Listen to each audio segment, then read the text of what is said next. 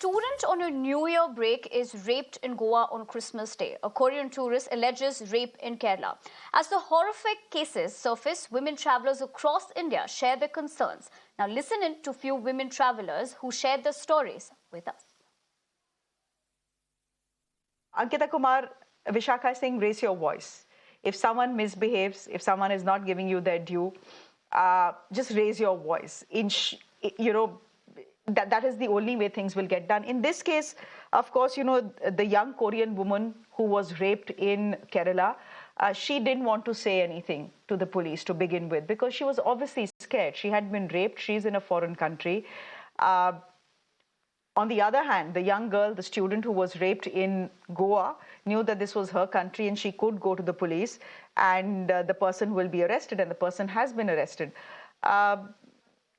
Any thoughts on what has happened in Goa and in Kerala? Because these two places, I mean, Goa is of course a tourist hub, but Kerala, for example, people from across the world again travel to Kerala, and in my mind, Kerala is fairly safe for women. But clearly not. And here's an tempo driver who's dependent on this young girl to keep his kitchen fires burning, who's dependent on tourists to ensure that his children go to school the next month. And yet he has the guts to do what he did. Yeah, absolutely. I mean, I agree with Vishakha when she says that, we have to take these precautions, but it just breaks my heart. Like you said, it really breaks my heart that we have to take the precautions. Like, why does the responsibility lie on us? This is not on us to, make sure that men don't assault us and us to be careful. But unfortunately, that's the ugly truth behind travel. So as much as I love encouraging solo female travelers to travel in India, I really do encourage even women traveling to Goa, women traveling to Kerala. I always tell them that my house is always open. So you have like a safe space, to come and crash. But the problem is, I also have to warn them about the ugly side of India. So while India is amazing culture-wise, food-wise, it's like an assault on your senses, but it's also an assault on you being a woman, unfortunately. So there are, as in for me, especially when I advise like fellow female travelers traveling to India for the first time, especially if they're foreigners, I always tell them, try and travel with another girl, or try and travel with in a group. And I hate saying that because honestly, solo travel for me has really opened up my mind. But in my own country, I am not that comfortable traveling alone. And I'm being absolutely honest here. I've traveled to South America. I've traveled to a lot of places in Africa. I've traveled to a lot of places around the world, but I still feel scared when I go to Delhi. And it breaks my heart to say that, but unfortunately, that's the way it is. To get us a viewpoint from the aspect of a content creator, I have a guest joining us, Preeti Parthasati, who is the owner of Peppy Travel Girl. Preeti, thank you so much for taking the time out and speaking to us on Mirror Now. Solo traveling obviously is one of the most exhilarating experiences for anybody, right? And of course, you do this for a living. You are a content creator. But when you obviously come across such instances, such incidents, what is your first viewpoint about that? Because you, of course, looking at your channel as well, you have traveled the world. You've also explored many places in India. So when you see such instances, of course, women are thinking about safety being the, utmost priority, which it should be when you're traveling alone. Thank you so much for having me here, Nivedna. I feel like it's a discussion that we really need to be having. As a traveler and a content creator, honestly, even just as a citizen of this country, it just breaks my heart when I see news like this. It's heartbreaking because I've traveled extensively within India. I've traveled outside India. I've gone solo. I've gone with people. And much as I want to say that my experience has been incredible everywhere all the time, I feel like women in general have also become so attuned to, having to deal with microaggressions or just any form of harassment that has become second nature to us to just be, on guard or just constantly be on the lookout. We don't enjoy that level of comfort when we're outside on our own. We can't stay out too late. We have to kind of be with someone, take all these extra measures just to stay safe.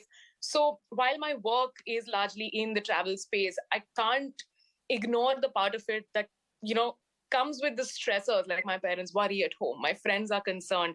So seeing news like this is really very, very heartbreaking because I literally try to promote solo travel. I try to get women to go solo. I want people I meet abroad to come to this country. But at the same time, it's like I have to also talk about the other side of it, which I really don't want to do, but I kind of have to. So it's very, very conflicting. But Preeti, like you're pointing out, obviously that is something that is the ugly side of travel, especially as women solo travelers. That's something that you'd always think about. I mean, there might be a beautiful destination, but the first question always is it going to be safe? So talk to us about your personal experiences. Like I pointed out, you and also you did say that you have covered a lot of places in India. You've traveled abroad as well. What is the first thing that you do when you're looking at these places in terms of safety wise? Maybe someone who wants to travel, solo, they'll probably pick a point or two from your experiences. Yeah, like I said, we have to kind of go the extra mile just to kind of ensure our own safety. So I feel like a few things that have become second nature to me is basically getting in touch with the people that I'm going to be meeting at the destination. It could be the property I'm staying at, it could be a local tour operator. And something that has helped me finalize or kind of, zero down on the places that I go to is usually either personal references, or if I see another fellow content creator or a blogger online who's gone there, I know that it's legitimate. So in that sense, I'm able to kind of safeguard myself a little. And then there are these basic measures that we take everywhere, right? Like you don't wander out too late at night. You don't go into lanes alone. Whenever I'm booking accommodation, it's like I try to book something that is centrally located, which I know will be crowded and I won't have to wander somewhere on my own just to get there. Even like in my bag, there's usually a pepper spray or like a bunch of keys just for my own protection, just to be safe at the back of my mind. I'm constantly sharing my location with my friends and my family. They know where I am. So these things have just become part of travel for me. And I feel like wherever you go in the world, whether or not you're in India, like wherever you are, I feel like these are some basic things that women kind of end up doing. Right. But at the same time, I also want to add that it really breaks my heart to have to do all of this because men don't have to do it. And I feel like the onus of women's safety has to be all round and not just focused on the women alone.